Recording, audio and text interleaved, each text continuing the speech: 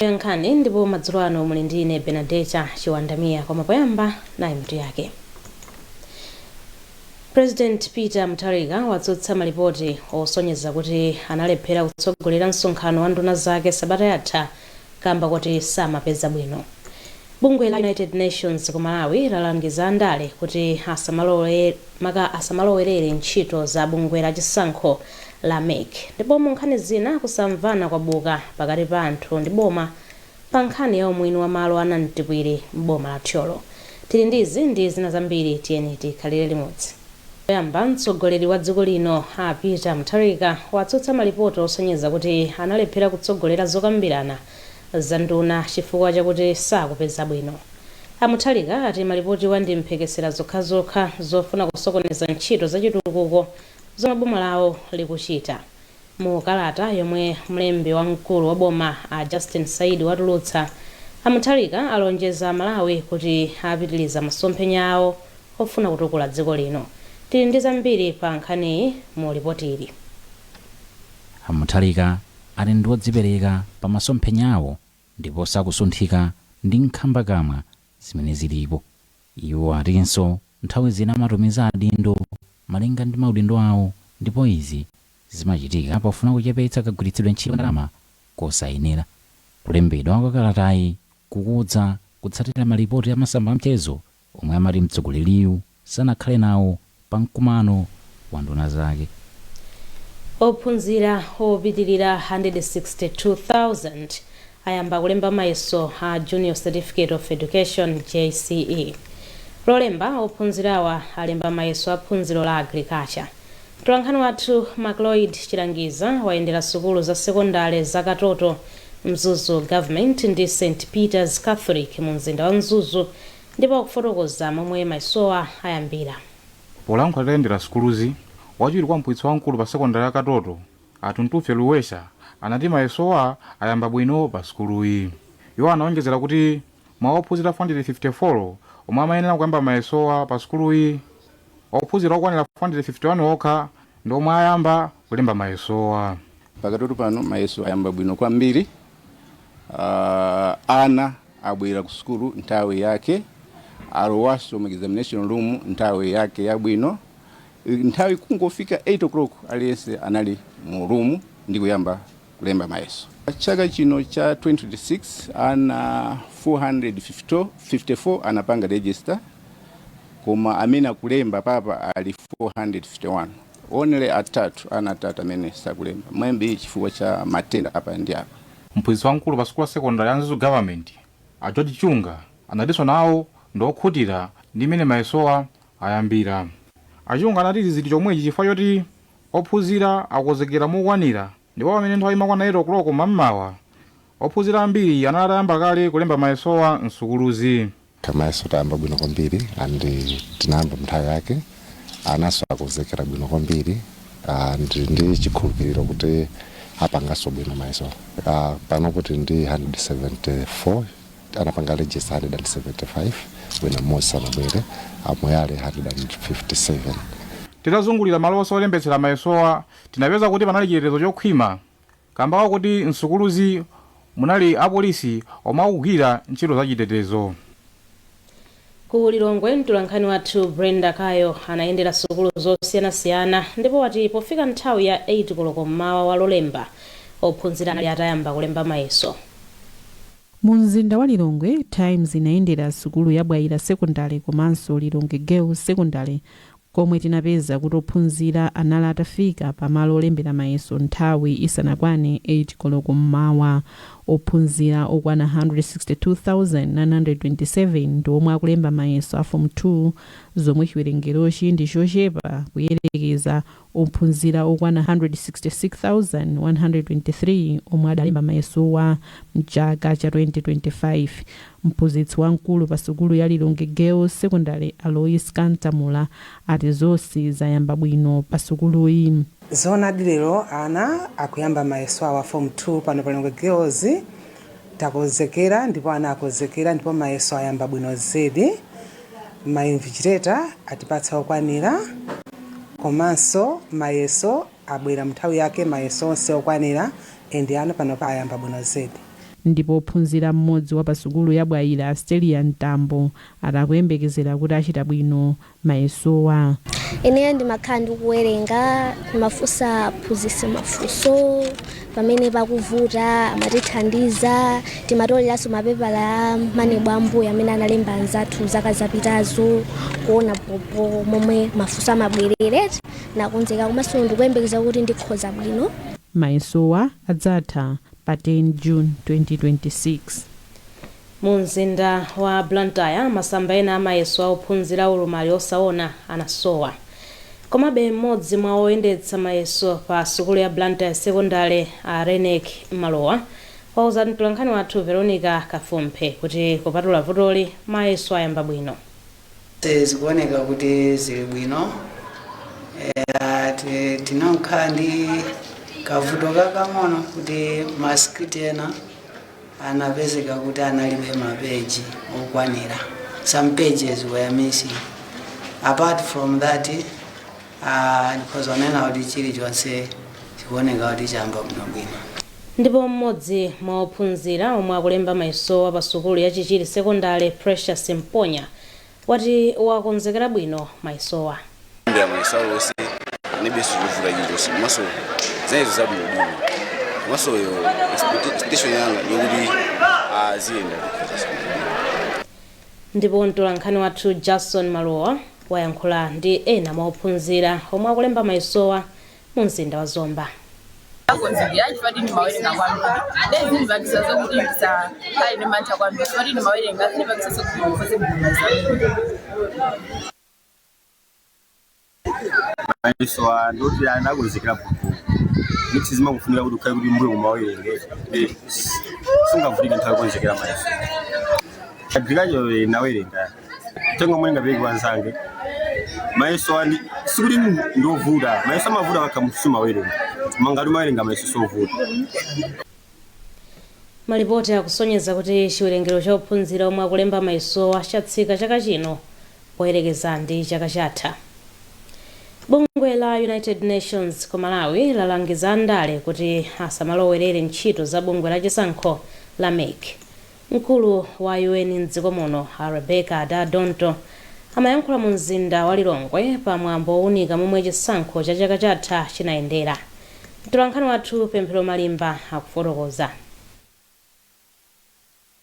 Adonto ati ndipofunika kuonetsetsa kuti ntchito za bungwe la MEC ena sakuzilowerera ngakhale atakhala kuti ndi amabungwe othandiza dziko lino. Iwo ati malo mwake adindo akhale pamodzi ndi kuonetsetsa kuti bungwe la MEC likugwira ntchito yake moyima palokha. Wapampando wa bungwe la MEC Annabel Mtalimanja wati bungweli lipitiriza kugwira ntchito yake moyima palokha monga mwalamulo. Iwo atsindika kuti likulu la bungweli lidzasamuka nkhani ya milandu yokhudza kusagwirizana ndi zomwe mtsogoleri wa dziko lino apita Mutharika adalamula kuti likulu la bungweli libwerere mu mzinda wa Blantyre ikadzatha. Tidziwe kuti kodi ntchito zitizigwira molamulidwa kapena ayi. Pakadali pano ifeyo mfundo yathu tidakalipopo ndipo ndingokudziwitsani kuti tinachita apply ku court choyamba kuti atipatse chiletso kuti tikhale pamene tikuyembekezera mulandu kuti ulowe kuti funso liyankhidwe tipatsidwe chiletso. Izi tinapanga file ndipo mulandu uli kwa Justice Pemba. Mulandu unkayenera kulowa mkhoti pa 5 May. Kutsatira kusintha kwa boma chaka chatha Mutharika adali likulu la mabungwe onse aboma omwe poyamba adali mu mzinda wa Blantyre komanso Zomba abwerere m'mizindayo. Koma pomwe mabungwe ena aboma adabwerera mu mzindawo MEC sadachita izi ndipo adakamang'ala kubwalo la milandu ponena kuti ilo ndiloyima palokha kotero silingamvere zomwe Mutharika adanena. Mpungwepungwe ukupitirira pakati pa boma ndi anthu pa nkhani ya umwini wa malo anamtipwiri m'boma la Thyolo. Anthu omwe akhala akugwiritsa ntchito malowa apempha mtsogoleri wa dziko lino Peter Mutharika kuti alowererepo. Anthu akudzera mwa mtsogoleri wawo Hussein Chiwalo ati sakugwirizana ndi ganizo la khonsolo la boma la Thyolo lofuna kugulitsa malowa kwa anthu ena. Daniel Zimba walemba ripoti. Malire ya maboma a Blantyre ndi Thyolo muli malo akulu omwe kale ankadziwika kuti Mbandanga kapena Dondi Estate. Azungu omwe ankakhala pamalowa atachoka anawasiya m'manja mwa boma. Malipoti akusonyeza kuti mchaka cha 2013 mtsogoleri wa dziko lino pa nthawiyo a Joyce Banda analengeza pa msonkhano kuti malowo aperekedwe kwa anthu osowa malo mderalo.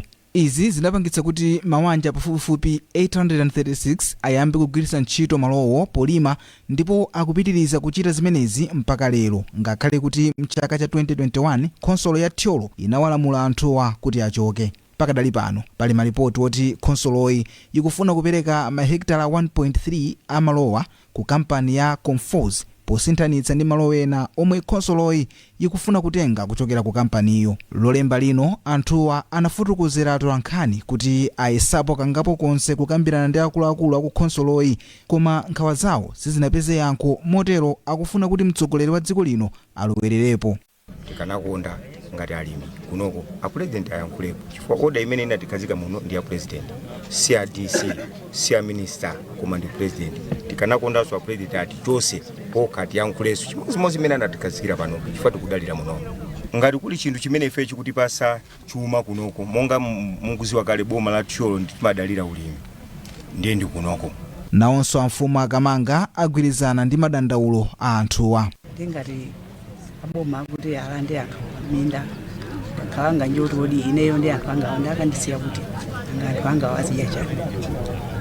Tinayesa kuyankhula ndi bwana mkubwa wa boma la Thyolo a Noel Dakamau komanso nduna ya zamalo a Chimwemwe Chipungu, koma onse sanapezeke kuti ayankhepo pa nkhaniyi. Koma mlembi wa mtsogoleri wa dziko lino Akathe Maulidi ati mtsogoleriyu sanalandirebe kalata ya madandaulo kuchokera kwa anthuwa, choncho sangayankhepo kanthu pa nkhaniyi pakadali pano. Mukuonera nkhani mwa tsatanetsatane pakanema wa TTV. Tibwerenso posachedwa apa zikatha izi. Apixas Agriculture akudziwitsanso alimi onse amtedza kuti kalembera wa onse ofuna kugulitsa mtedza anayamba mu February ndipo atha mu May 2026. Ndipo ubwino ndi phindu lake ndi uwu: mwayi wopeza msika odalirika, mwayi wogulitsa mtedza kudzera mu njira za chilungamo, simulipira kena kalikonse pogulitsa mtedza monga posisa mgalimoto komanso poyeza pasikelo, komanso kupeza mwayi olima pa mgwirizano. Kugula mtedza osaswa kapena tinene kuti wa makoko kuyamba mu mwezi wa May 2026 mpaka September 2026, ndipo zakugulani pa mtengo wabwino kwambiri kupyola mtengo omwe boma linakhazikitsa. Ngati mukufuna kulembetsa kapena kudziwa zambiri zokhuzana ndi kugulitsa mtedza, apezeni Apixas ku madera awa: Kanengo ku Lilongwe, Kapili ku Mchinji, Mpale ku Matisi, Lisandwa komanso Chilanga ku Kasungu, kwa Luwinga ku Mzuzu komanso Mbalachanda ku Mzimba. Muthanso kuwayimbira pa nambala iyi 0999 766 007. Anthuni akamati chuma chili mu mthaka amanena zimenezi. Kalembetseni ku Pixas Agriculture lero kuti muphe makwacha ndi ulimi wanu wa mtedza.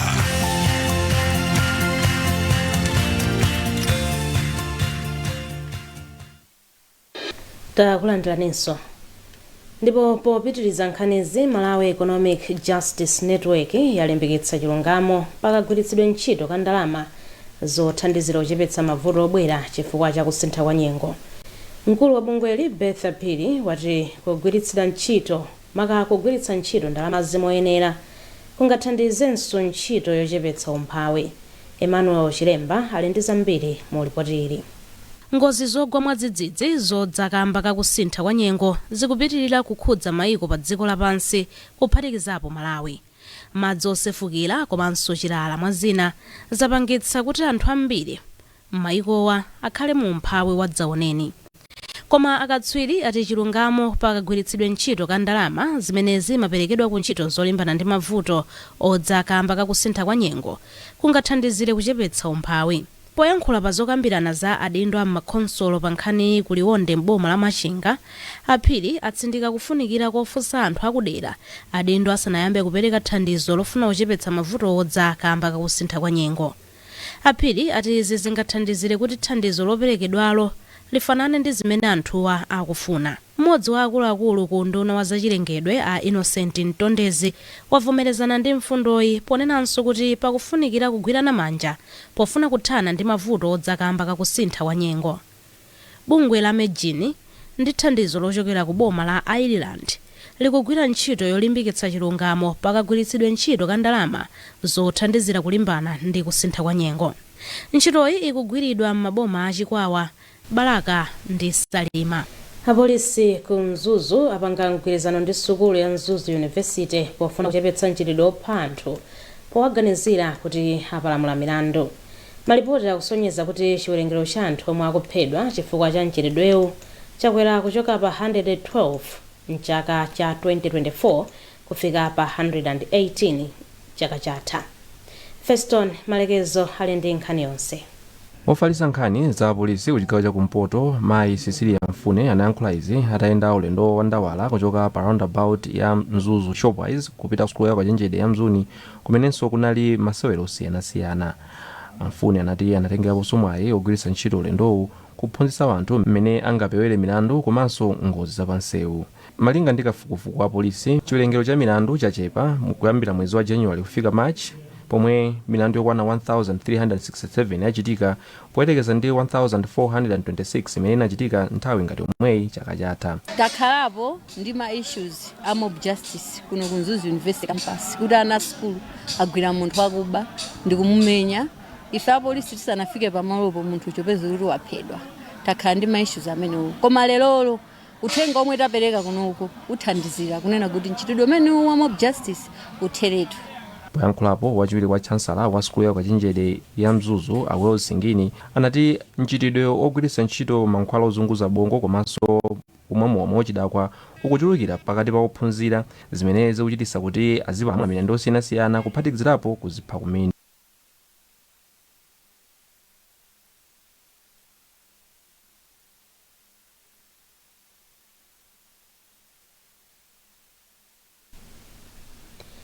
Ndipo mu nkhani za masewero mpikisano wakula mu FDH Bank Premiership pomwe Mighty Wanderers, Silver Strikers ndi Blue Eagles afanana mapoint pamwamba pa log table koma akusiyana pa zigoli mu sabata yachinayi ya mpikisanowo.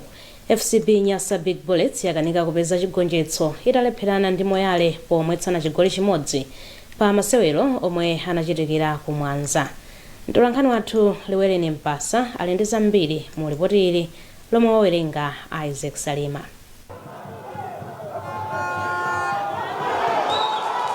Mavuto ku timu ya FCB Nyasa Big Bullets posaka chipambano akupitirirabe pamene timu yakanika kupeza mapointi atatu italepherana timu ya Moyale Barracks pokugolesana chigoli chimodzi aliyense pa masewero amene adachitikira pa Joyce Chisulo m'boma la Mwanza. Bullets idapulumuka kudzera mu chigoli chimene adagolesa George Chaomba mu mphindi 95 ya masewerowa kuti timu yake ipeze pointi imodzi. Kusatira zosatira Bullets tsopano afananiza mphamvu pa masewero atatu osatizana mwa masewero anayi a ligi amene timu yasewera, ngakhale kuti timu sinagonje pa masewero aliwonse season ino. Amene akugwirizira ngati mphunzitsi wa timu a Heston Montali anavomereza kuti timu yake ikudusa mu nyengo yowawa komati ali ndi chiyembekezo. Analabwino kungoti pang'ono kukhumudwa chifukwa chonena kuti tamisa machansi ambiri. Tikozonena kuti mwina forti tichokeraso ku draw ina tinayisetsa kulimbikitsa anyamata kunoti zampira zimakhala choncho mapanga draw komanso maluza.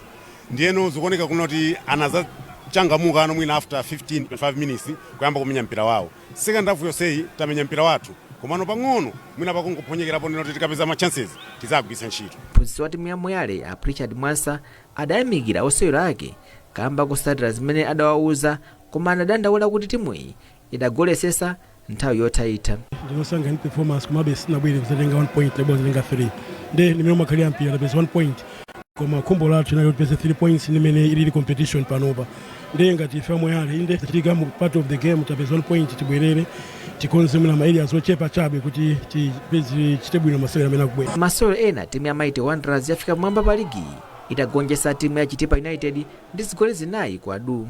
Mpikisano mu ligi wayaka moto pamene timu ya Wanderers ikutsogola pamene timu ya Silver Strikers ili pa namba lachiwiri pamene timu ya Brigos nayonso yabwera pa namba lachitatu ndi mapointi okwana 13.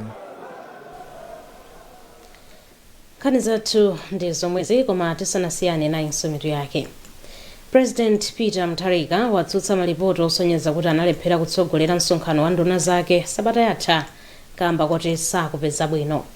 Bungwe la United Nations ku Malawi lalangiza ndale kuti asamalowerere ntchito za bungwe la chisankho la MEC. Ndipo mu nkhani zina kusamvana kwabuka pakati pa anthu ndi boma pa nkhani ya umwini wa malo ana mtipwiri m'boma la Thyolo. Mutha kupeza nkhanizi ndi zambiri pa Facebook pa tsamba lathu la Times 360 Malawi. Pa X tili pa @Times 360 Malawi komanso posindikiza *1895# ndi kuchita subscribe ku 1895. Munali ndi ine Benedetta Chiwandamia, madzulo abwino.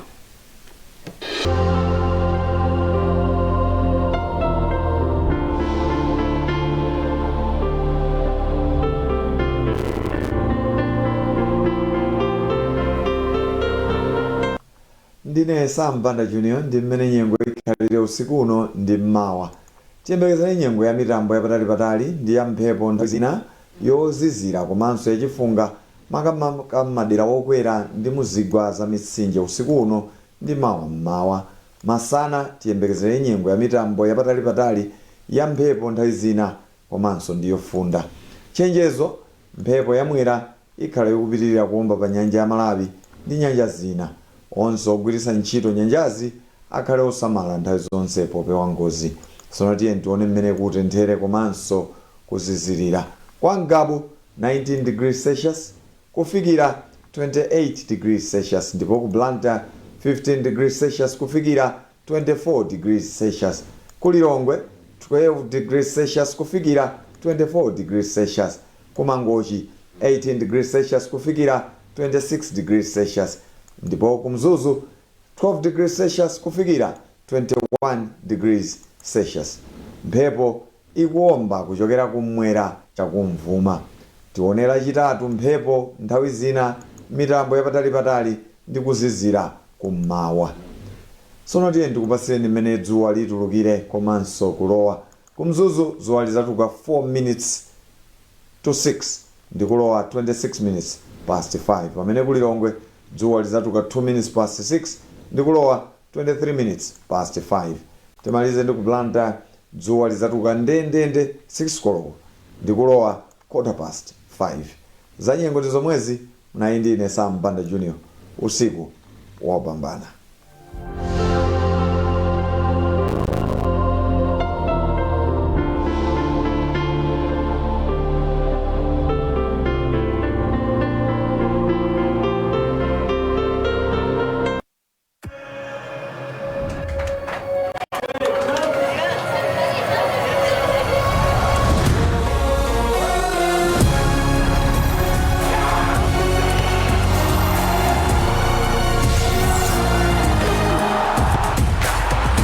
From 11 June to 19 July, everything can wait.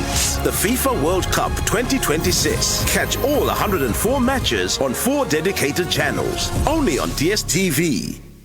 Nawu uthenga wapadera kuchokera ku kampani yogulitsa magetsi ya Eskom.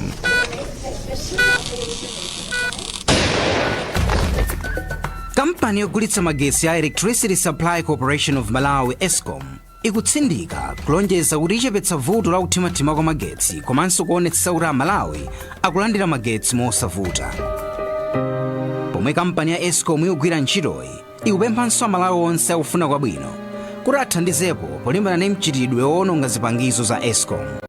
Dziwani kuti kuononga zipangizo za kampani ya Eskom monga matransformer komanso mawaya amagetsi ovutika amakhala ana asukulu odwala muzipatala komanso zimakhuza ntchito za bizinesi komanso chitukuko cha dziko lonse.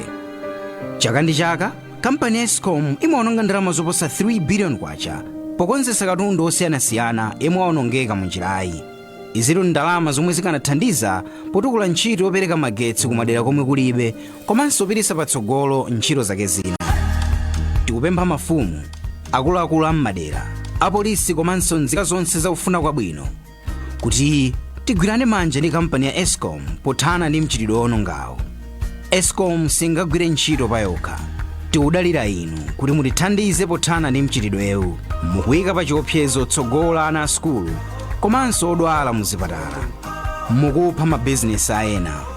Tiyeni tigwirane manja ndi kampani ya Eskom pothana ndi mchitidwe oyipawo. Mukapeza anthu ochita mchitidwewu anenezeni ku polisi yomwe muli nayo pafupi, kapena imbani ku namba ya Eskom ya 2020 kapena 3030. Muthanso kuimba ku namba ya 847. Tiyeni titeteze tsogolo lathu pogwirana manja ndi kampani ya Eskom kuteteza zipangizo za magetsi. Umenewo unali uthenga wapadera kuchokera ku kampani yopereka magetsi ya Electricity Supply Corporation of Malawi, Eskom Limited. Welcome to Gwoji Dream Town, a modern gated community in the heart of Lilongwe.